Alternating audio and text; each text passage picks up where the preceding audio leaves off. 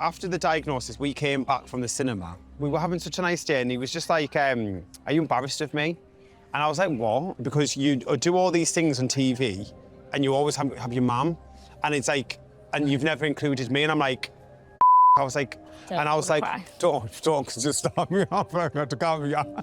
The fact he had that thought for so long, what can we do? Like, and I was thinking, although it's like, it's under circumstances because he has got stage 4 terminal illness, this is my kind of love letter to him. I'm just wish that I could do that as well, you know what I mean? I'm just really happy that you can like do this with him. Okay. And just like tell him how much you love him. Reality TV is all I've ever known. But now it's time to face the reality of my own family, especially my dad, Glen. He's got stage 4 cancer. There's no cure. And I've got to face the truth head on. You're in control of how you feel. There's no script, no second takes. You sound like a woman. If I sound like a Jamaican woman, at least I sound like a Jamaican woman. That was good. Just raw, brutal reality. We say that there's life after cancer. But when you know time's running out, how do you show those you love the most that they mean the world to you? You'll be asking me for my autograph. Oh, my God. Can we go?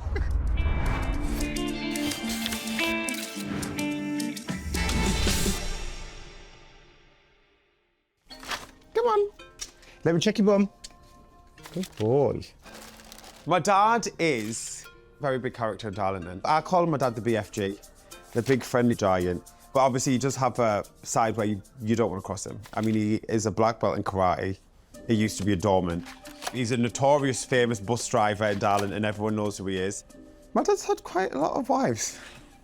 It's like the modern day Henry VIII, isn't he? Apart from he's not killed them or beheaded them. Like, Jesus Christ.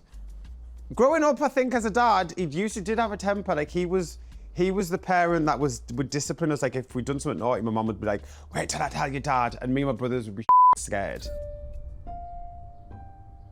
Cancer, like, literally blindsided our whole family. And there is no rule book on how or what to do to process this. Like, I'll be honest, I don't have my together. My emotions are up and down. I want to learn how to deal with it. I want to know what help is out there. I've decided to meet up with my friend and fellow reality TV star, Gabby Allen.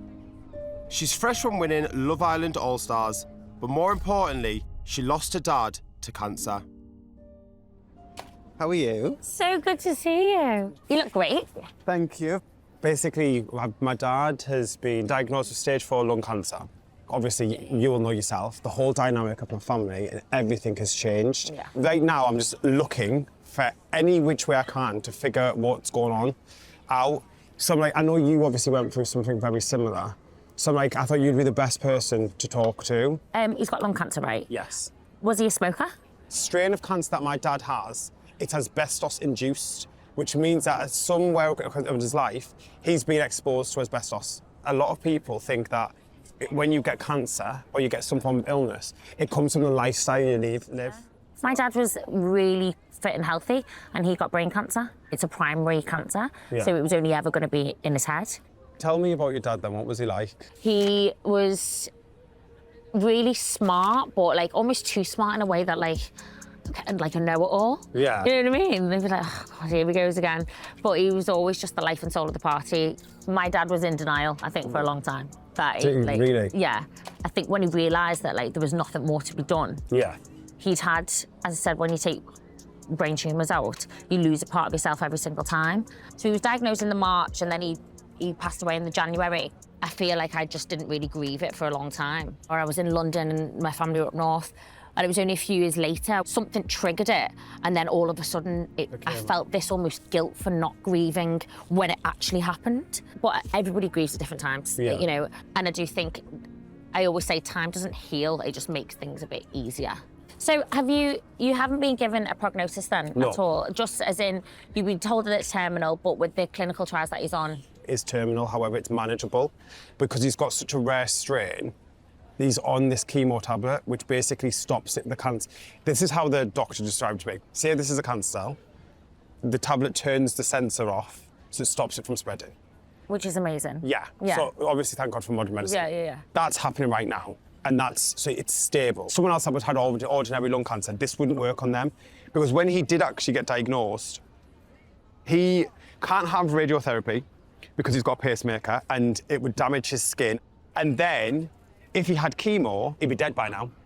Whereas this tablet, because I've tried it with someone else, has a very similar strand. It will work, and thank God that he suggested that, because 20 months later, he's still here. You never know, it could be, yeah, okay, terminal, fine, but people can live with terminal cancer for a long time. Yeah. And this isn't me, like, trying to give you this, like, crazy positive outlook and say that it's, like, you know, it's never going to happen. It will, but I think just what you're doing, like, trying to enjoy the time that you have with him now is, like, the most important. Yeah. Would you say that it's made you closer to him? 100%. Which is the best thing ever? After the diagnosis, we came back from the cinema. We were having such a nice day, and he was just like, are you embarrassed of me? And I was like, what? And I was like, where's that come from?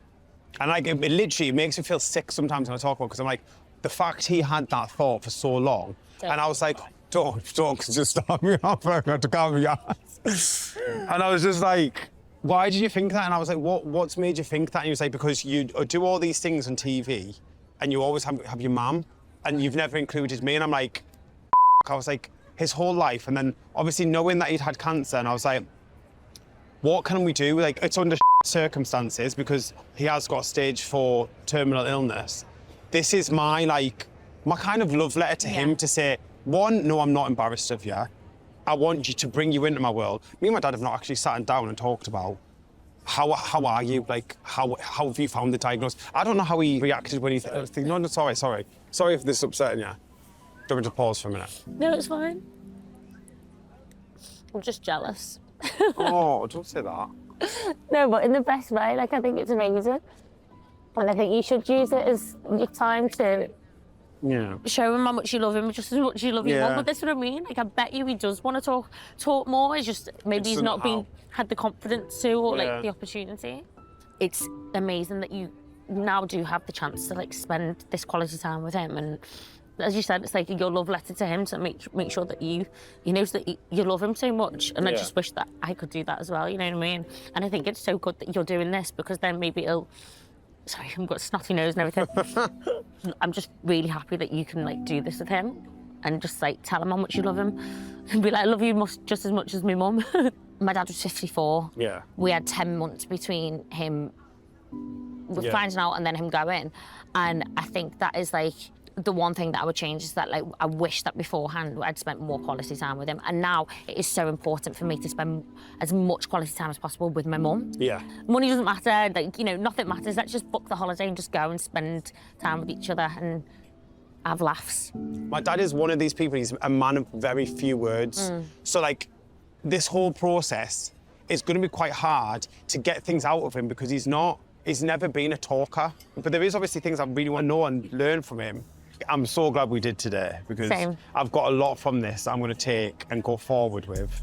I definitely want to learn more about him, but at the same time, I'm going to make sure we take lots of photos, make sure we make lots of memories. And now that you've said book that trip, I'm even thinking I'm going to look more into going to Jamaica as well, because I think that's something I really want to do for him. Have you been with him before? So the only time I've been to Jamaica with my dad was for my brother's wedding. And when we were actually there, we planned a trip to go see our family home. But my dad was really ill at the time. Obviously, we didn't know what was wrong with him. This is prior to the diagnosis, so we had to cancel the trip.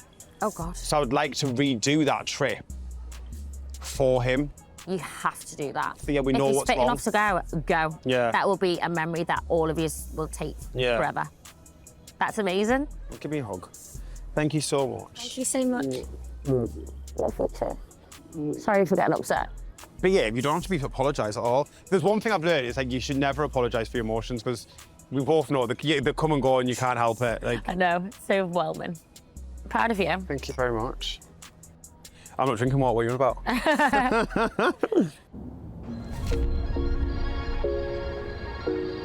With me being the only son that's left in Darlington, I take my dad's to a lot of his appointments and stuff, so it has naturally brought us closer. We're literally 2 minutes away. We're going to get showered at, because we're 5 minutes there. There we go. Like clockwork. Where the f are you? Oh. Hello? Where are you? Outside the house. I told you. I knew exactly who it was calling me as soon as I got round the roundabout. The bloody thing. Why didn't you answer it? Dad and Jan have been together for 20 years. She's been a rock since he got sick. Be good, you, duck cheeky. Bye-bye, everyone. Right, which way am I going? Let's go down here. How many times have we been here? No. This is the 20th. The 20th time? 20th time, so it's like 20 months. I've been on this journey. What does it feel like now? It's just a routine once a month.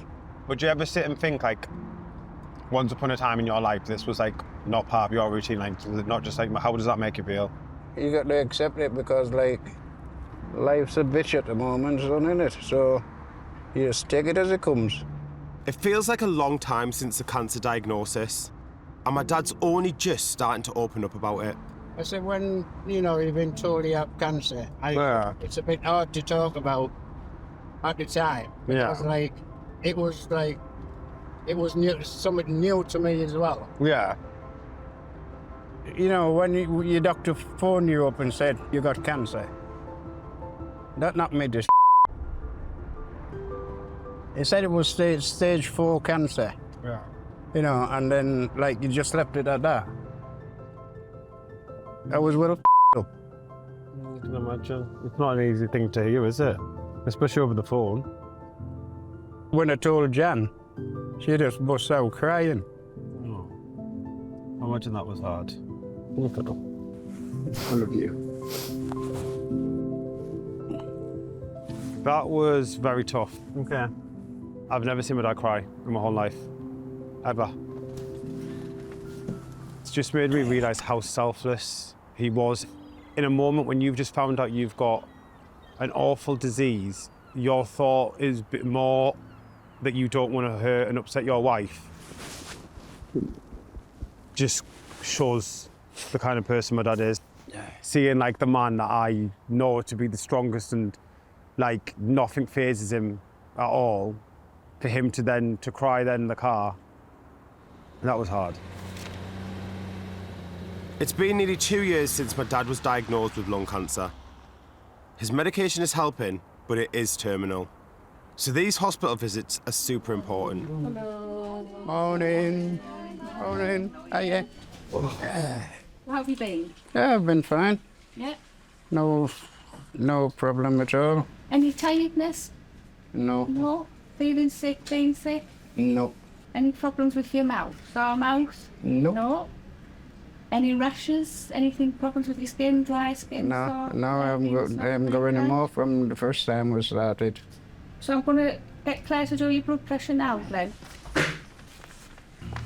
Okay. Aye. Are you ready? Okay, hold on. Your blood counts were fine there, Glen. And I think last time, did you ask me about your calcium? Yeah, because I was taking 2. That's right. So I've remembered that, and I've checked it there, and it's absolutely It's fine. gone back down. Yeah. Good. Yeah. So I've got Electrolyte 150 milligram capsules. Filming reality TV is very different to this. This is more real. This is my reality. This is my life. This is my dad's life. This is what we do. Are you happy with yours, Glen? Just the usual?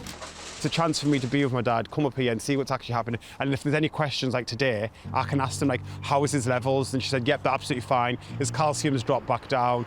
So it's quite informative for me to be here because then I can relay that information to my brothers when they ask the questions. Lovely.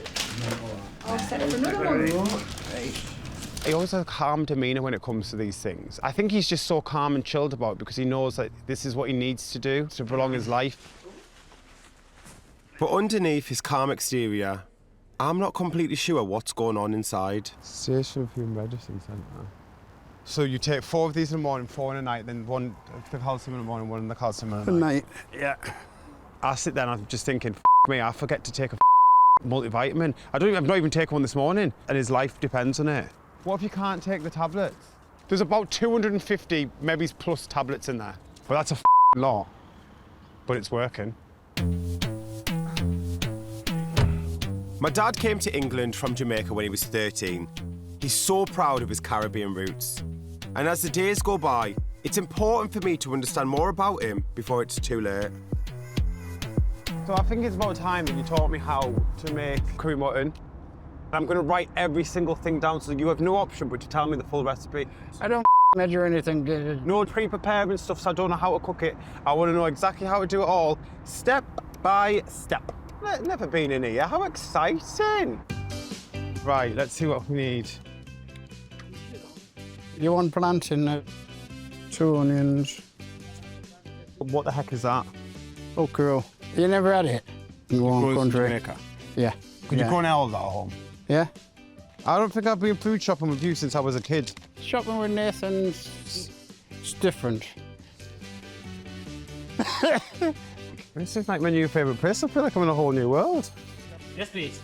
Can I have some mutton, please? How many you want? How much kilo? 3. 3 kilo, yeah? 3 kilo, how many people are you feeding? Anything else? No, that's it, thank you. Thanks very much. Thank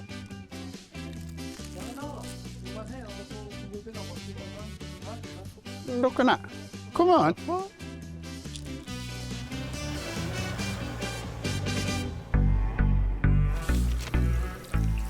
Would you cook mutton in Jamaica? Yes, it's just like sheep. Mutton is a big sheep. I'm pretty sure this is sheep. Mutton is goat. What? Eh? Sheep's not, what's lamb? Lamb's lamb. That's a baby sheep. They have cows in Jamaica. Of course, they have cows, sheep, goat, everywhere you go, Nathan. How does it get there? They fly. Idiot. My dad has never forgotten where he came from. But I've only been to Jamaica once with him, and I want to strengthen my own ties with our family heritage. How old would you say this family recipe is? Well, it's bloody old. It is a bonding experience. I'm in the kitchen with you, without effing and blinding at you. Where did you learn it from? I learned it from my father, which was years ago, because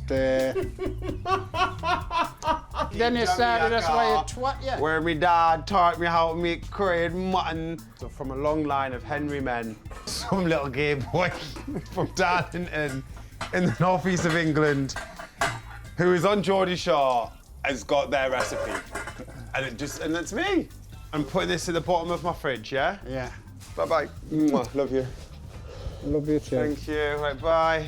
Bye. Auf Wiedersehen. Right, ta-da, ta-da, ta-da.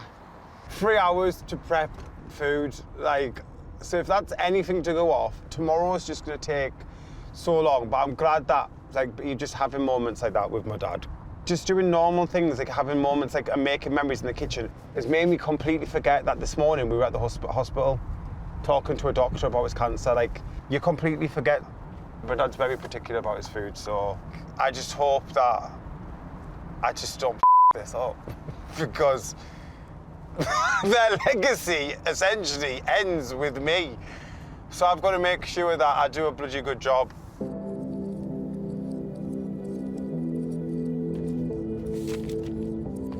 Hello? Good morning. This is your granddad, boys. Say hello to them. Hello, boys. Good boys.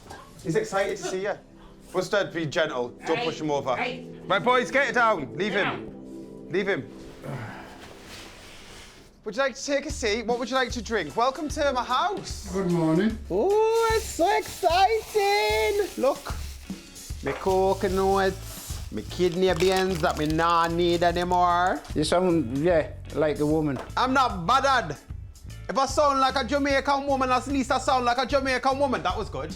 That was actually really good. I guess for me, it's probably always going to be a thing of curiosity because I am half Jamaican, but I've always lived in England and I've grew up as an English man.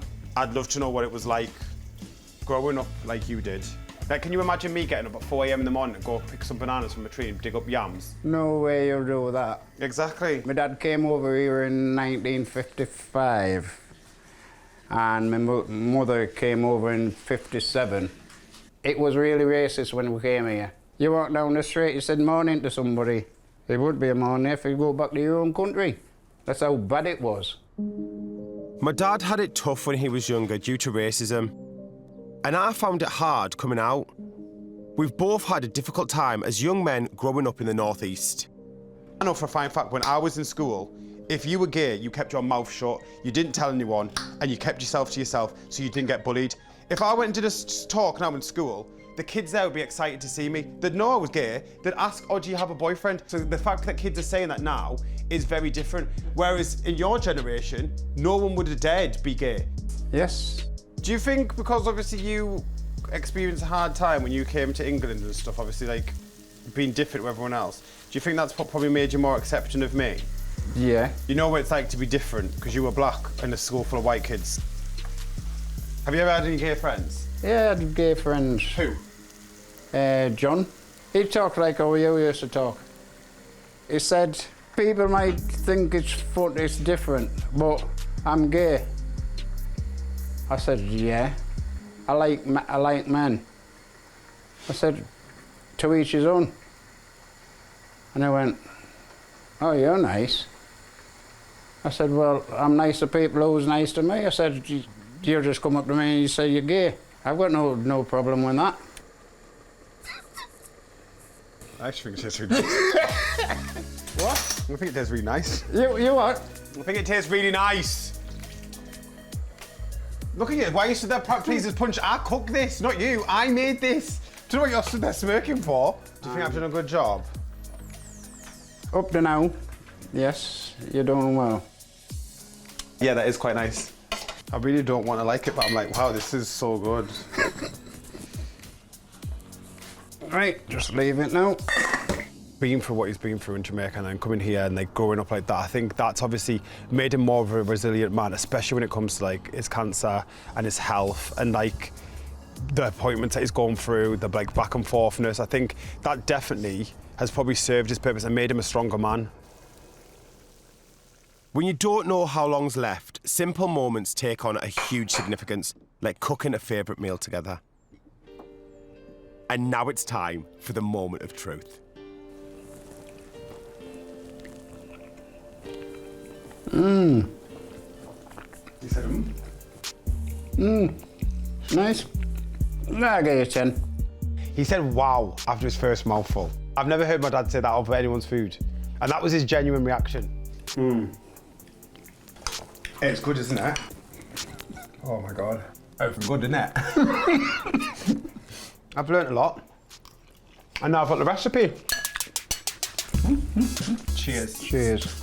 And my dad is now opening up about stuff and he is talking about his cancer and he is sharing his story with me. And I think the more and more this process goes along, the more deeper we're going to get and probably the harder the conversations are that we're going to have and the more emotional it's going to get. And I guess that's something we both need to be prepared for. It's not just me dealing with this, the whole family is. So I'm checking in on my little brother Jarvis. Oh, hello. How are you? Not too bad, how are you? Very well. Come on then. How's Dad been? So you sent me a message saying that you made food and you come to my house without bringing me any food. Yeah. Okay. I know how to make curried mutton now, especially Dad's curried mutton. Dad did actually say to me that it was good, but it still wasn't as good as mine. My dad said it was with that. My dad said it wasn't as good as yours. Yes. He basically cooked the whole thing. So he's even saying that his food's not as good as yours. Yeah. The news of Dad's diagnosis was a huge shock to us all, and everyone reacted differently. Just 2 days before his birthday, you found out. Yeah. And I mean, he didn't tell me directly because Jan rang me because Dad was in hysterics after finding out. I was like, so what can be done about it? And then she's like, it's cancer, Jarv. And I was like, oh, shit. Yeah. And I was just like, okay. And then kind of came off the phone to Jan, had a little breakdown. I mean, initially it hit me hard. Yeah. Obviously being the youngest brother. Because I was kind of like, oh, God. I was like, what does this mean now? Initially I was kind of like, okay, I'm sat here feeling sorry for myself, but imagine how Dad's feeling. I was kind of like, well, Dad, you kind of need to think about this. And that's when Dad was kind of like, okay, he's like, well, I'm going to tell you now. He's like, you're the kind of guarantor for everything. And I'm like, okay. I was like, you're putting a lot of responsibility on me being the youngest. Because you know a lot about everything. How would you like, if I did manage to plan to take Dad to Jamaica. So obviously, when we were there, me, you, and Reese were going to go with him, weren't we, to see the land we have in St Thomas. And we never got to do that, obviously, because he was ill. Like, how do you think Dad would react if I managed to set that up? And do you think that'd be something you'd enjoy? I think he would enjoy going back. Yeah. And I mean, he's told me all of the stories about how he used to go like crawfish fishing and stuff like that, and kind of walking around the lands and stuff. Yeah. I think it was about 4 months into Dad's treatment, he turned and said to me, he went, I just want a holiday. Yeah. Jarvis is right. Dad could really use a break. So I'm going to try my best to make that happen. Bye, Jarvis. It's not nice hearing that my brother had a breakdown after finding out about my dad. It's like, that's the last thing I want. Like, although I can't be there for everyone, I don't want my family to be down. As we talk more and more about cancer, and we talk more about how it's affected each and every one of us, I think we start to understand each other a lot more. And obviously hearing my brother speak about it today, and how easily he could talk about it, it shows that obviously he's in a better place about what's going on with my dad. We've started talking about Dad's cancer as a family now, which is really positive. But I suspect we're all going to need some help as we move forward. For you, who's your support? If I'm being honest, I don't have any. Me and my dad are doing a little photo shoot for Paramount. This is my model pose.